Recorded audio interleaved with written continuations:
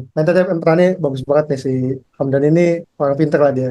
Eh, Satu, kenapa Timothy Wanda bilang, jadi gini, kita harus memisahkan antara Bitcoin dan kripto ya. Jadi Bitcoin itu menguasai 55% market cap dari seluruh kripto, Ethereum itu 16%, berarti 16 plus 55, 71, 29 itu the rest, sisanya semuanya ribuan koin. Di setengahnya lebih kripto itu adalah Bitcoin. Nah, Bitcoin itu udah nggak bisa dianggap sebagai kripto kalau menurut Timothy Ronald ya. Dia itu sebagai aset jatuhnya, sama seperti emas. Nah, dia bilang kenapa kalau di negara kacau, kalian mau kabur aja dulu, tapi aset mata uang kalian udah nggak berharga gitu. Berarti kan akan mengandalkan emas sebagai kekayaan kalian kan. Tapi kan nggak bisa kalau dari negara maju, negara hancur ditahan di megang emas, ditahan dong di perjalanan gitu, ditahan di imigrasi misalnya. Nah, makanya dia bilang kalau negara chaos, taruh di Bitcoin, karena dia lebih stabil daripada, karena dia aset gitu, aset emas yang bisa dibawa kemana-mana lah istilahnya. Nah, tapi kalau kripto memang itu lebih harus dilihat sebagai sebuah saham. Kripto itu ada project ya teman-teman, kayak Ethereum gitu, atau aku lagi ngungkap juga di XRP misalnya, Ripple. Itu ada projectnya, ada underlying, gue bikin ini karena mau apa gitu. Nah kalau projectnya sudah tidak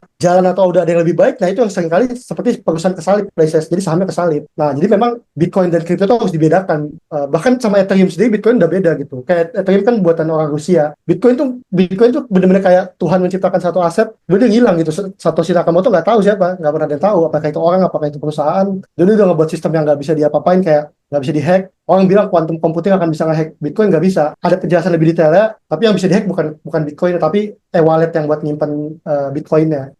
Terus apa lagi tadi? Yang kedua, kenapa saham itu lebih? Karena saham itu bisa diterbitkan terus-menerus. Dia pakai model right issue, private placement, dan segala macam. Jadi jumlahnya akan tergantung kepentingan owner, benar-benar. Dia bisa mengedilusi saham. Kamu punya saham 10%, tiba-tiba diterbitin gede-gedean, sahammu terdilusi sisa 1% itu bisa gitu. Dan kamu kalau mau itu harus nembus lagi 9% sisanya bayar lagi karena untuk malah rungkat gitu. Nah, jadi kayak begitu memang bahayanya kenapa Bitcoin. Jadi kan Timothy itu kan pindah ke Bitcoin karena dia tahu, udah tahu pasar modal dia dengan. Jadi kalau kamu udah duit 1 triliun, market tuh udah gak kuat sama duit kamu. Market Indonesia, temanku aja pernah cerita perusahaan asuransi, dia investment analisa asuransi mau buang barang 2 triliun gitu saham. Itu butuh 2 minggu buat ngabisin barangnya baru diserap sama market. Nah, bayangkan kalau duitmu 1 triliun, saham Indonesia udah gak kuat buat kamu. Dan aku rasa Timothy udah sekitaran ratusan M ya kayaknya, dan pasti dia akan dengan nature-nya, dengan sendirinya akan ke Bitcoin. Termasuk Andri Hakim yang udah 400 M atau menuju 1 T juga akan cabut juga, yakin aku one day ke Amerika atau ke Bitcoin, karena saham kita udah nggak cukup lah buat kalau orang udah sangat kaya. Belum tadi ada permasalahan